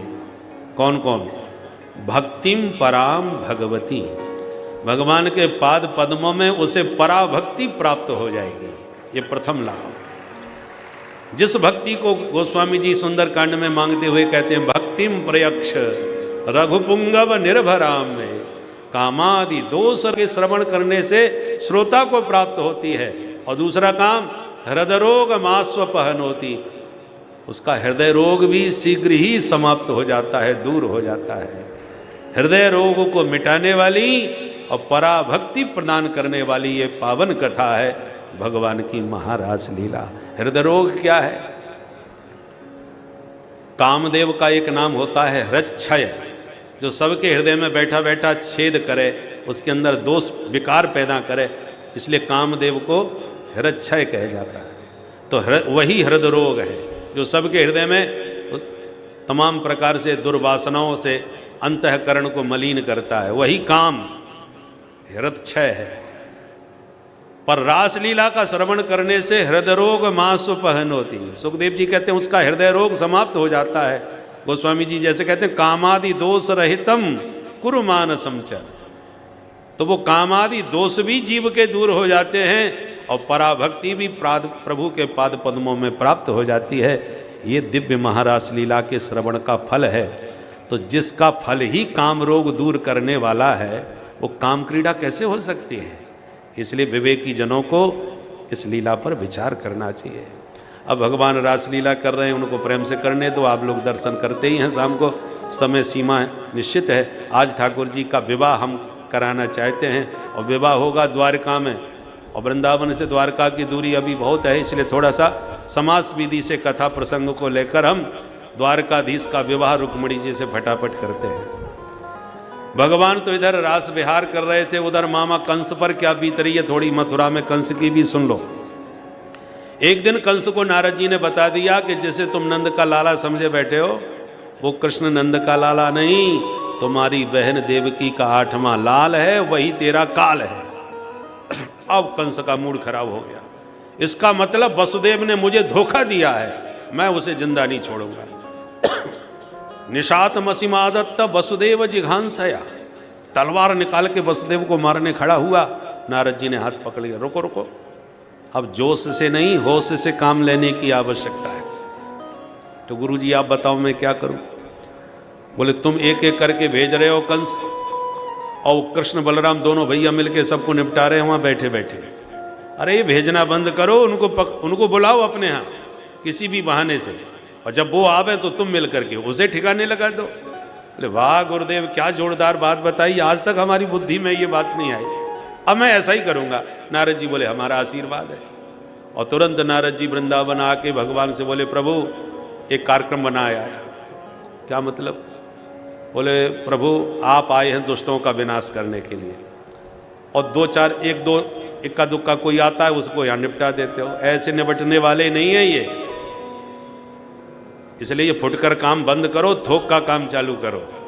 सीधा जा करके जहाँ से आतंकवादी आ रहे हैं वहीं जा करके सीधा अटैक करो, सबकी छुट्टी एक दिन में करके समाप्त करो।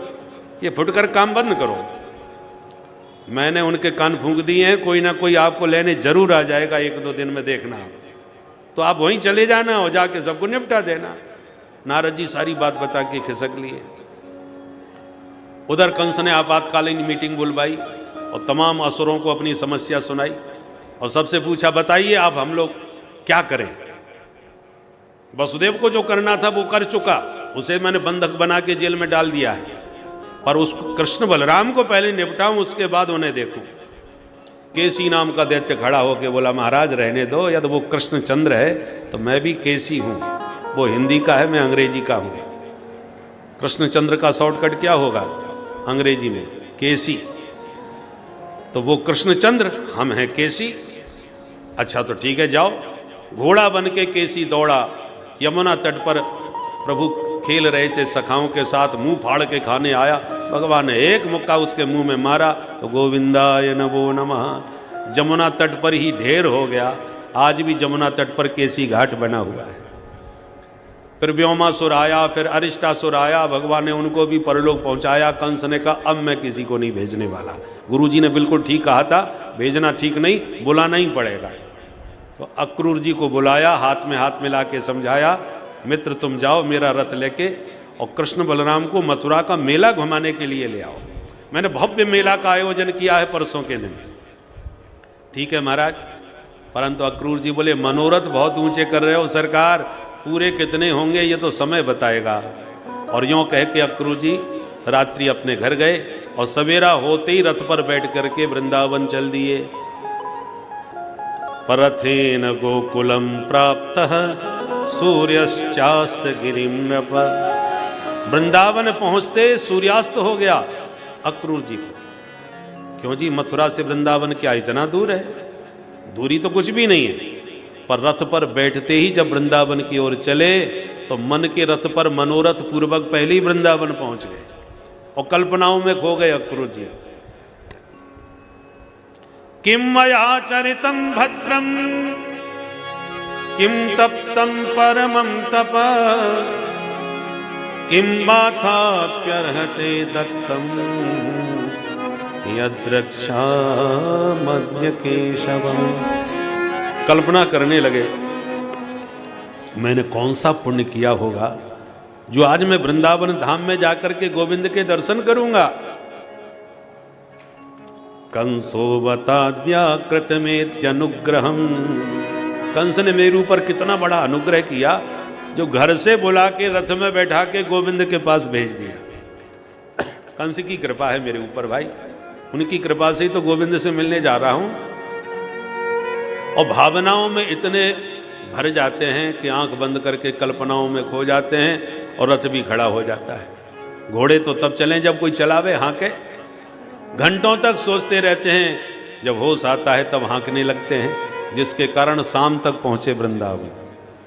गोविंद दाऊ दादा के साथ गैया धोने जा रहे थे, दूर से ही दृष्टि पड़ी अक्रूर जी की तो भाग करके प्रभु के चरणों में लिपट गए। भगवान ने उठा के गले लगा के बहुत स्वागत किया, मेरे चाचा जी आ गए, चाचा जी आ गए।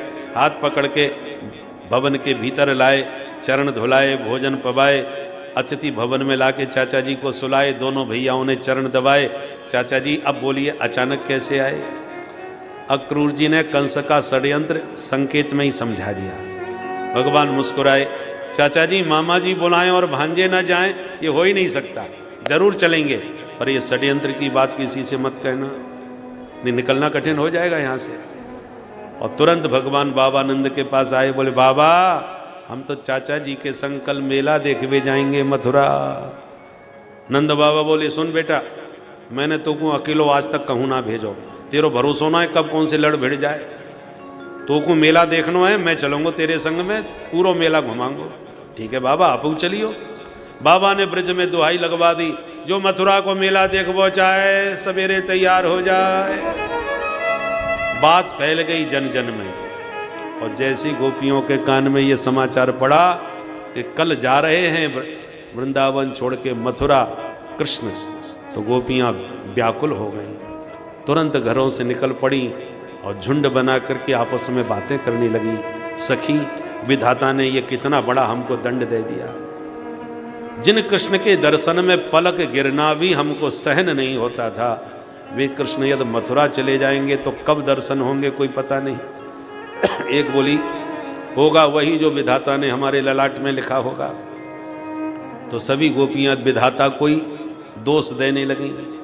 अहो विधाता तव न क्वचित् दया संयोज्य मैत्र्या प्रणयेन देना ताश्चाकृतार्थान् वियुनञ्च पार्थकं विक्रीडितं तेर्भक्चेष्टितं यथा। एक कहती है बहन विधाता तो बिल्कुल बच्चों जैसा है, छोटे छोटे बच्चे गुड्डा गुड़िया बनाते हैं, उनके साथ खेलते हैं, उनके विवाह शादी रचाते हैं, और खेलते खेलते मन भर जाए तो फटाफट सब फोड़ के भाग जाते हैं। ये विधाता भी हमको अपना खिलौना समझता है, मन भर गया फोड़ दिया। दूसरी बोली बहन विधाता को मैंने नहीं देखा, पर इस अक्रूर को जरूर देख रही हूं, ये नहीं आता तो गोविंद कहीं ना जाते आज। दूसरी बोली सही कहा बहन, मुझे तो इसके नाम में शंका हो रही है, किसने नाम रखा इसका? अरे इसका नाम तो क्रूर होना चाहिए, अक्रूर नाम किसने रख दिया इसका? इस जैसा क्रूर कौन होगा जो ब्रज की दोनों आंखों को निकाल के ले जा रहा है। ऐसे रात भर व्याकुल रही ब्रजांगनाएं। प्रातः हुआ, गोविंद जैसे ही तैयार होकर रथ में विराजमान हुए जाने को, दौड़ करके गोपियों ने रथ घेर लिया। भगवान ने अक्रूर जी को रोकने का इशारा किया और खड़े होकर गोपियों को समझाया, देवियों मात्र 2 दिन की बात है, आज जाऊंगा, कल मेला देखूंगा, परसों घर वापस आ जाऊंगा। जब गोपियों ने देखा ये स्वयं जाने के लिए लालायित हैं, तो गोपियों ने तुरंत मार्ग छोड़ दिया, क्योंकि गोपियों का बड़ा पवित्र और विशुद्ध प्रेम है। और प्रेम की परिभाषा क्या है? तत् सुख सुखित्वम, जो प्रियतम के सुख में ही अपना सुख देखे, स्वसुख की स्वप्न में भी गंध न हो, उसको विशुद्ध प्रेम कहते हैं। प्यारे को जहां सुख मिले हमारे लिए वही सुख है। तुरंत मार्ग छोड़ दिया, वायु वेग से एकदम रथ दौड़ा दिया, और जब तक रथ की धूल उड़ती रही तब तक अपलक उसी मार्ग को गोपियां देखती रही। अक्रूर जी का चित्त भी खिन्न हो गया, ब्रज गोपियों के प्राण धन को छीन के ले जा रहा हूं उस पापी कंस के पास, न जाने वो दुष्ट क्या करेगा। सोच सोच के परेशान हो रहे थे अक्रूर जी मन में। इतने में जमुना का तट दिखाई पड़ा, तो बोले प्रभु आप आज्ञा दें तो एक डुबकी जमुना जी में लगा लूं मैं। भगवान बोले अवश्य। और जैसे ही डुबकी मारी जमुना जी में अक्रूर जी ने, तो जमुना जी के भीतर कन्हैया बैठे नजर आए। अक्रूर जी घबराए, ये भीतर कैसे आ गए। उछल के देखा तो दोनों भैया रथ में बैठे हैं। पुनः डुबकी मारी तो जल में है। और देखते देखते भगवान चतुर्भुज नारायण बन गए, दाऊ जी शेष की सैया बन गए, सनकादिक ऋषि प्रकट होकर की स्तुति करने लग गए। अक्रूर जी समझ गए, अरे ये तो मैं भूल ही गया कि ये कौन है, इनका कोई क्या अहित कर सकता है। चरणों में गिर के स्तुति करी। न तोस्मे हम त्वाखिल हे तो हे तुम नारायणम पुरुषमाद्यमाद्ययम्। बहुत प्यारी स्तुति अक्रूर जी ने गाई। लौट के रथ में आए तो भगवान मुस्कुराए, चाचा जी नावे में बड़ी देर लगाए। अक्रूर जी बोले सरकार देर तो आपने लगवाई, मैं पहचान गया आप कौन हो। अब मेरी प्रार्थना सुन लो सरकार, आपको मेरे घर मथुरा में जरूर चलना पड़ेगा। भगवान बोले चाचा जी चलूंगा, पर पहले मामा जी से मिलूंगा, उसके बाद चलूंगा। ठीक है प्रभु। और देखते देखते रथ मथुरा में प्रविष्ट हो गया। एक प्रहर दिन बाकी था, तो जैसे ही मथुरा में प्रवेश किया रथ ने, के पूरे नगर में हल्ला मच गया। ए भैया वो पूतना को मारवे वारो आ गयो। कोई गोपी कह रही है ए बहना वो गोवर्धन उठावे वारो गिरधारी आ गयो। जिसने जहां सुना बस वहीं से नर नारी सब उमड़ पड़े कन्हैया की छवि निहारने के लिए। धाये धाम काम सब त्यागी, धाये धाम काम सब त्यागे। मनहु रंक निधि लूटन लागी, मनहु रंक निधि लूटन लागे। आए धाम काम सब त्यागे, धाये धाम काम सब त्यागे। धाये धाम काम सब धाम काम सब छोड़ छाड़ के निकल पड़े। जिस गली से गोविंद जाएं उसी गली से सुंदरियां सुमन वृष्टि से स्वागत करने लग जाएं। जो देवियां घर के बाहर नहीं निकल पा रही थी वो अट्टालिकाओं से झरोकों से झांक झांक करके भगवान के दर्शन कर रही हैं। और एक झलक दिख जाती है तो ऊपर से चिल्लाने लगती है, सखी देख ये सामलो सलोनो है, यही ने तो गोवर्धन उठायो। दूसरी कहती है बहना देख वे में तो नेक्सो छोरा लगे, इतना बड़ो गोवर्धन कैसे उठा लियो हो गया ने। इतनी जोर से बातें करती हैं, गली में जाते हुए गोविंद के कान में आवाज पहुंच जाती है, तो जिधर से आवाज आती है उधर ही ताकने लगते हैं। और जिसको तिरछी निगाह से निहार लेते हैं वो तो एकदम पगला जाती है, सखी देख देख मेरी तरफ कैसे देख रहे थे। दूसरी कहती है छोड़ तुझे तो देख ही रहे थे, मुझे देख के तो मुस्कुरा भी रहे थे। बोलो राधे राधे। हमारे राम जी में और श्याम जी में बस इतना ही अंतर है। राम जी मिथिला में गए तो हल्ला तो वहां भी मचा, पर राम जी ने कभी किसी को निगाह उठा के ना देखा, न लक्ष्मण जी को देखने दिया। पर ये टेढ़ी टांग वाले तो बहुत ही विचित्र है, सबका चित्त चुराए चले जा रहे थे। ब्रजवासी दौड़ के आगे कन्हैया हम आए भैया मेला देखबे। भगवान बोले तो चलो मेरे संग। ब्रजवासी बोले लाला एक बात बता, तेरे ऊपर बड़े फूल बरस रहे हैं, कछु रिश्तेदारी है का यहाँ पे तेरी। कन्हैया बोले तुम्हें खबर ना यहाँ के महाराज कंस है ना, सगे मामा जी लगे मेरे, तो भांजे को स्वागत ना करवाएंगे का। ब्रजवासी बोले ओहो जे बात है वही हम सोच रहे। पर एक बात बता कन्हैया तूने ये बात आज बताई है, अरे न पहले से बताई होती तो बढ़िया बगलबंदी पहन के राजकुमार बन के छैल छबीले बन के आते तो मामा भी कहते कि हाँ कोई भांजे आए। अरे इन पुराने कपड़न में तो भिखारी जैसे दिखेंगे। भगवान बोले चिंता मत करो, मेरे मामा यहाँ के राजा हैं, साधारण ना है, तुम्हें जो चाहिए मोई लिस्ट बना के दो, सब व्यवस्था है जाएगी। ब्रजवासी बोले अब ज़्यादा कछुना चाहिए कि नहीं, पर पोशाक तो चकाचक होना चाहिए ना, कपड़े देख करके ही लोग पहचाने कि यहाँ कोई VIP लोग है। भगवान बोले कपड़ा की व्यवस्था भी करवा देंगे। 4 कदम आगे चले के सामने कंस का धोबी आ रहा था। अब कंस का धोबी बड़े बढ़िया राजसी वस्त्र साफ करके ला रहा था, तो बड़ी अकड़ में आ रहा था। अधिकारी से ज्यादा उसके चपरासी में गर्मी होती है महाराज, तो बड़ी अकड़ थी। पास में आते ही भगवान बोले मामा जी राम राम। धोबी चक्कर में पड़ गया, ये भांजा कौन आ गया? क्यों भाई कौन है तू? जान न पहचान मैं तेरा मेहमान। भगवान बोले मेरो नाम कृष्ण कन्हैया, ये मेरे बड़े भैया, बाकी सब सखा संगाती हैं। महाराज कंस है ना, सगे मामा जी लगे मेरे, तो मामा के गांव के सबरे मामा, या नाते आपू भाई मेरे मामा। धोबी बोला अच्छा अच्छा, तेरा ही नाम कृष्ण है, मैंने भी सुन रखा है। जाओ अपने मामा से मिलो, तुम्हारे मामा जी तैयार बैठे हैं तुम्हारा स्वागत करने के लिए।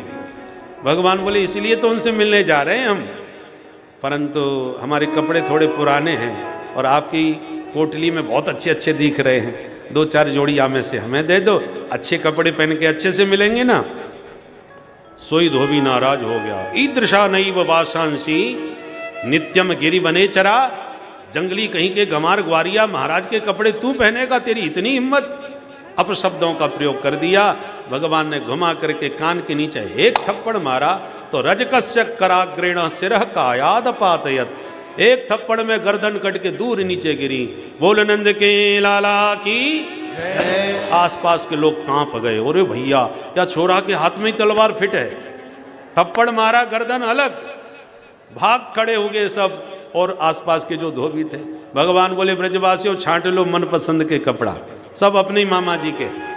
खोल खोल के पोटली निकाल के वस्त्र पहनने लगे ब्रजवासी, पर कहाँ छोटे छोटे ग्वाला, कहाँ राजसी वस्त्र कंस के। पहन तो लिए चमकीले, पर पहन के जब चलने लगे तो पूरी सड़क साफ होने लगी। ब्रजवासी बोले कन्हैया यहाँ में तो और बुरे भिखारी लग रहे हैं, देख तो कपड़े कहाँ तक लटक रहे हैं। भगवान बोले अब ज़्यादा ढीले हैं तो उन्हें संभल के चलो, आगे व्यवस्था है जाएगी।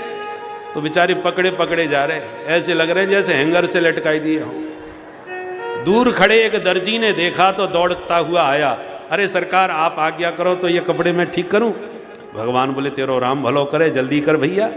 ब्रजवास तुरंत दर्जी ने सबका नाप लेकर के फटाफट सबको वस्त्र पहना दिए।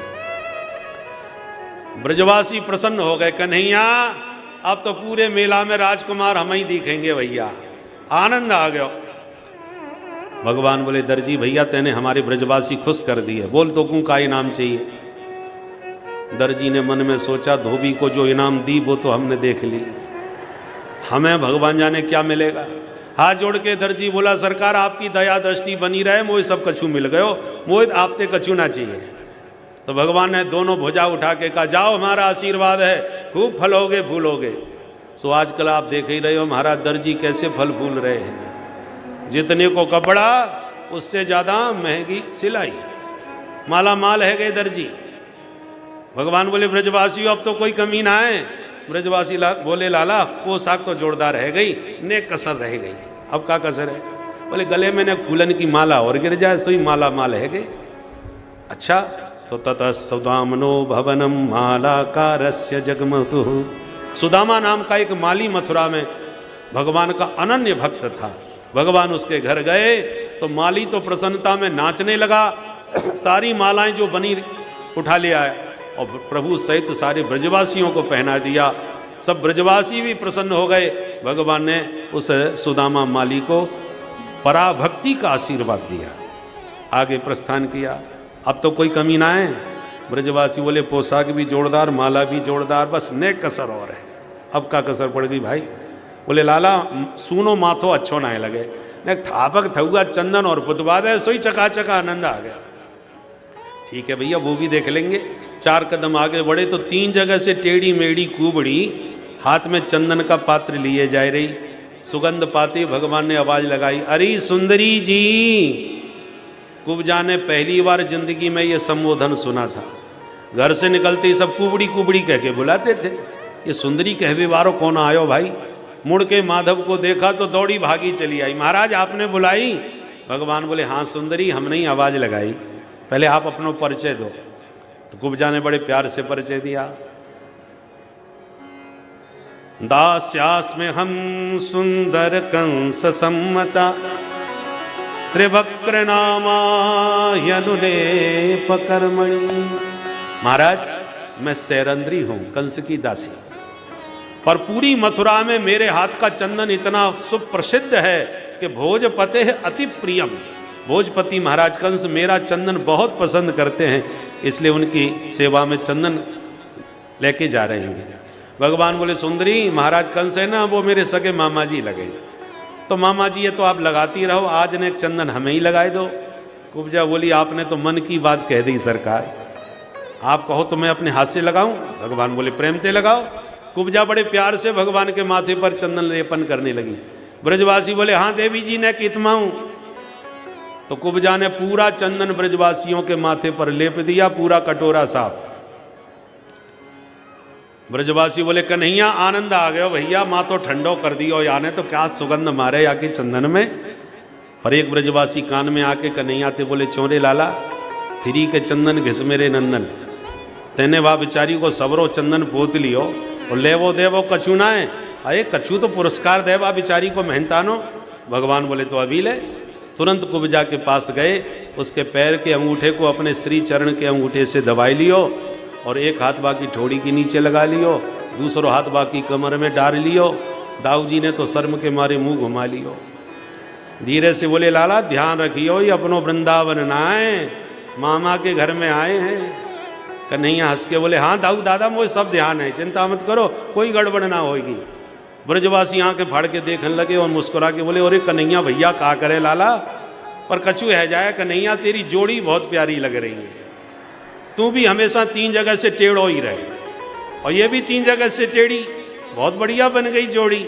हंसने लगे सब सखा, किंतु जब तक किसी की कुछ समझ में बात आती तब तक कन्हैया ने एक झटका मार दियो। मुकुंद संस्पर्शना सद्यो बभूव प्रमदोत्तमा, एक झटके में उसके 3 कुबड़े गायब हो गए और एकदम छैल छबीली छोरी बन के छम छम नाचने लग गई।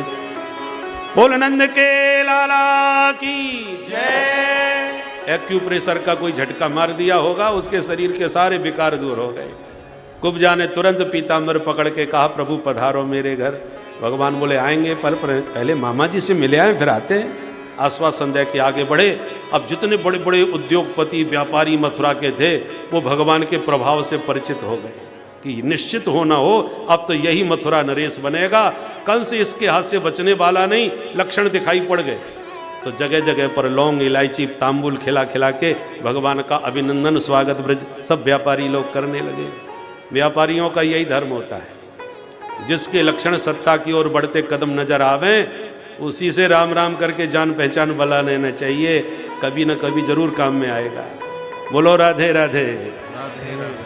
तो बणिक पथ पर व्यापारियों ने स्वागत करना प्रारंभ कर दिया प्रभु का। भगवान सभागार में पहुंचे, कंस के निरीक्षण कर रहे थे कि इतने में एक विशाल धनुष दिखाई पड़ा। भगवान बोले दाऊ दादा आप कहो तो धनुष उठाऊं? दाऊ जी बोले प्रेम से उठाओ, अपने मामा जी का ही तो है। तो धनुष के पास प्रभु पहुंचे, सैनिक सुरक्षा में खड़े थे, वो हंसने लगे कल का बच्चा धनुष उठाएगा, इसकी क्या हिम्मत। भगवान गए और बाएं हाथ से एक झटके में धनुष उठा लिया। करेण वामेन सलील मुद्रितम सज्जम चक्रत्वा निमिषेण पश्यताम। एक निमिष में वाम कर कंज से धनुष उठाया और जो प्रत्यंचा चढ़ाई का धड़ाम भयंकर शब्द हुआ, धरती हिल गई, धनुष टूट गया, कंस कांप गया। सैनिकों ने दौड़ के खबर करी सरकार अनर्थ हो गया, आपका धनुष महाराज, आपका जो धनुष था वो आपके भांजे ने तोड़ दिया। कंस थर थर कांप गया क्योंकि ये विशाल धनुष भगवान परशुराम जी ने दिया था कंस को और देते समय सावधान कर दिया था कंस को कि संसार में इस धनुष को कोई तोड़ नहीं सकता और जो भी इस धनुष को तोड़ देगा वो कंस तुझे कभी छोड़ नहीं सकता, तू उसी के हाथ से मरेगा। तो जैसे ही कंस ने सुना कि कृष्ण ने धनुष तोड़ दिया